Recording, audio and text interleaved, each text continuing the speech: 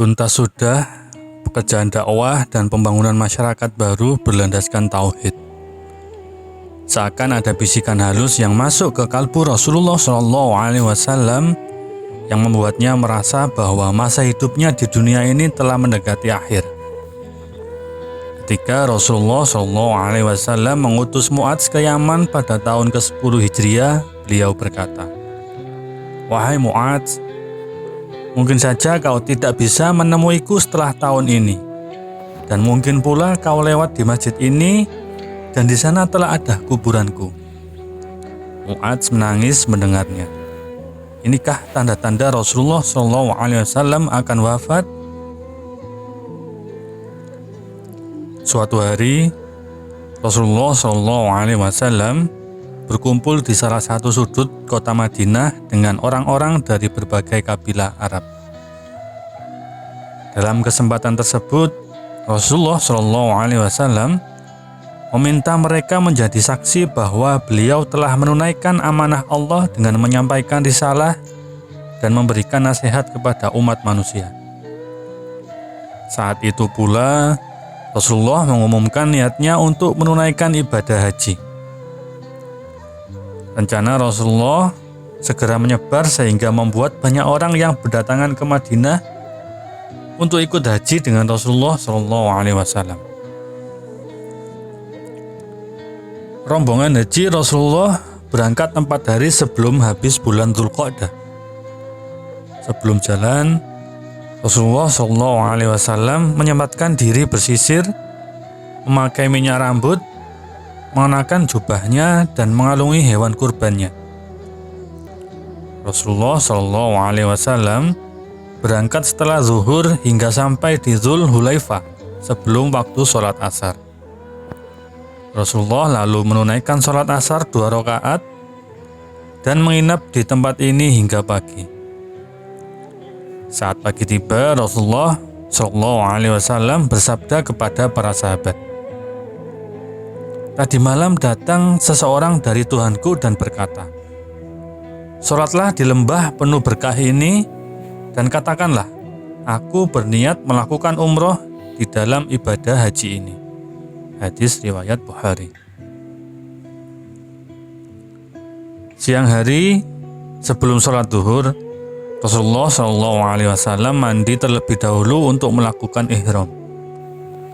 Lalu Aisyah memercikkan minyak wangi ke tubuh dan kepala Rasulullah hingga tetesan minyak wangi itu menetes di rambut dan janggut beliau.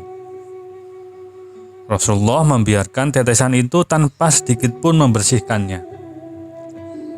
Setelah itu beliau memakai jubah dan selendangnya, mendirikan sholat zuhur 2 rakaat, lalu membaca talbiyah untuk haji dan umroh di tempat sholatnya. Rasulullah menggabungkan antara haji dan umroh, sambil terus membaca talbiyah hingga tiba di Baidah. Nabi SAW melanjutkan perjalanan hingga tiba di Dzultuwa, tak jauh dari Mekah.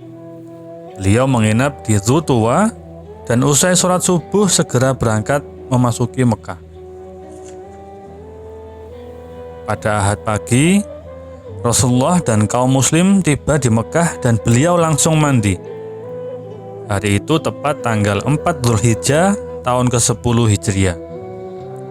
Rasulullah melakukan perjalanan selama 8 hari dari Madinah ke Mekah. Saat memasuki Masjidil Haram, Nabi SAW bertawaf di Baitullah, lalu melakukan sa'i antara Safa dan Marwah, dan tidak bertahlul karena Rasulullah SAW melaksanakan haji qiran dengan membawa hewan kurban. Selama di Mekah, beliau tinggal di Hajun. Rasulullah SAW tidak melakukan tawaf lagi selain tawaf untuk haji. Bagi para sahabat yang tidak membawa hewan kurban, Nabi SAW memerintahkan menjadikan ihram mereka untuk umroh saja. Mereka bertawaf di Baitullah dan sa'i antara Safa dan Marwah, kemudian bertahlul secara sempurna. Pada hari ke-8 Dzulhijjah yang dikenal sebagai hari Tarwiyah, Rasulullah menuju Mina. Di Mina, Rasulullah menginap dan melakukan sholat zuhur dan asar, maghrib, isya, dan subuh. Usai sholat subuh, beliau berdiam sejenak hingga matahari terbit.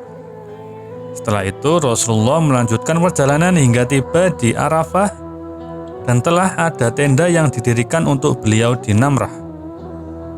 Rasulullah SAW tinggal di tempat itu hingga zuhur.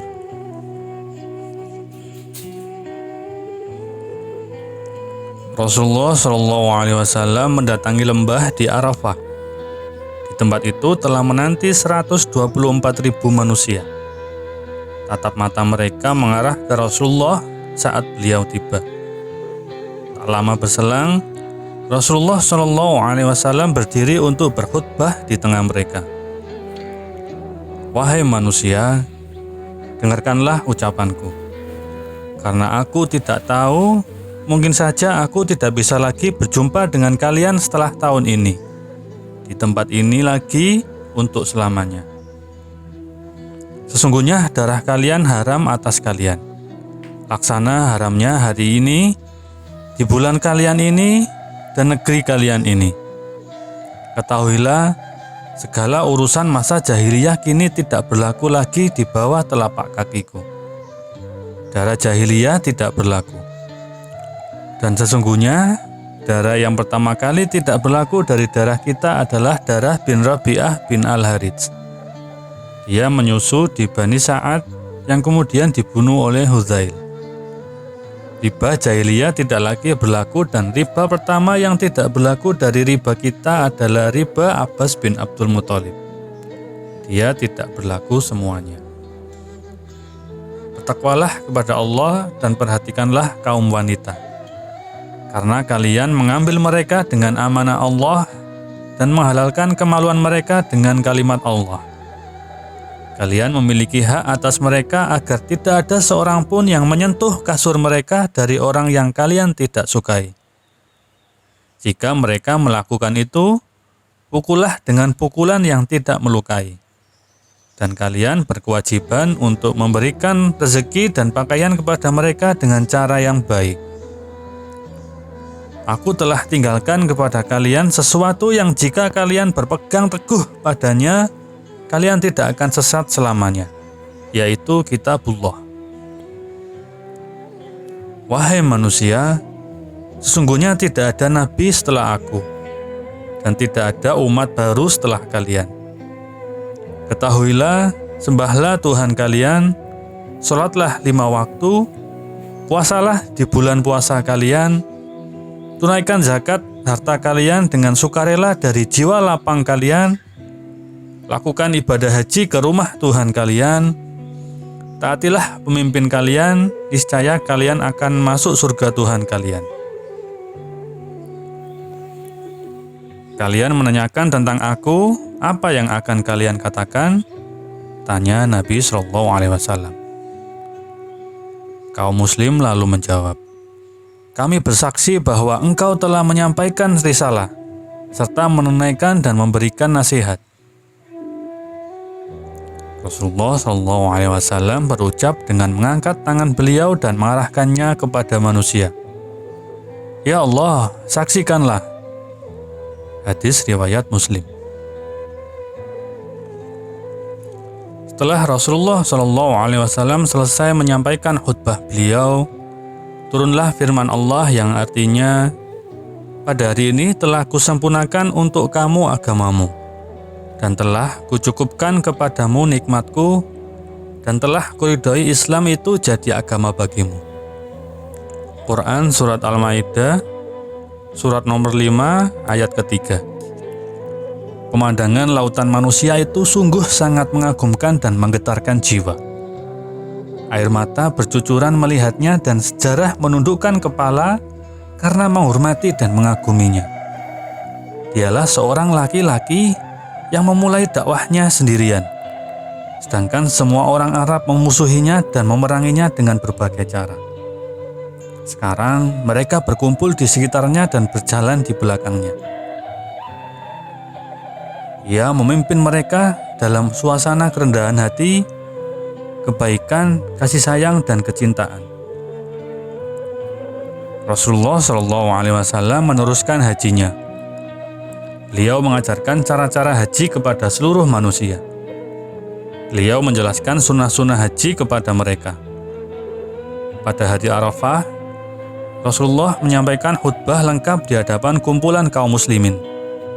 Dalam khutbahnya, beliau menetapkan prinsip-prinsip dan syariat Islam. Beliau menghancurkan kaidah-kaidah kemusyrikan dan kejahiliahan. Beliau menjelaskan berbagai larangan yang disepakati oleh seluruh syariat samawi. Larangan-larangan itu adalah dilarang saling menumpahkan darah, mencuri harta, dan merusak kehormatan. Beliau meletakkan semua tradisi jahiliyah di bawah telapak kakinya. Beliau berwasiat kepada mereka agar bersikap baik terhadap kaum perempuan. Beliau mengingatkan mereka agar berbagi ujian. Beliau menutup khutbahnya dengan mengajak kaum muslimin untuk berpegang teguh pada kitab Allah dan sunnah Rasul-Nya. Inilah dua pedoman yang akan melindungi umat Islam dari kesesatan dan penyimpangan. Setelah Rasulullah menyelesaikan seluruh manasik haji, beliau kembali ke Madinah untuk mempersiapkan diri bertemu dengan Tuhannya setelah beliau menyelesaikan tugasnya, menyampaikan risalah, menunaikan amanah, dan menyampaikan nasihat kepada umat. Dengan Islam, Allah menyibak kegelapan dan mengeluarkan umatnya dari kegelapan menuju pencerahan.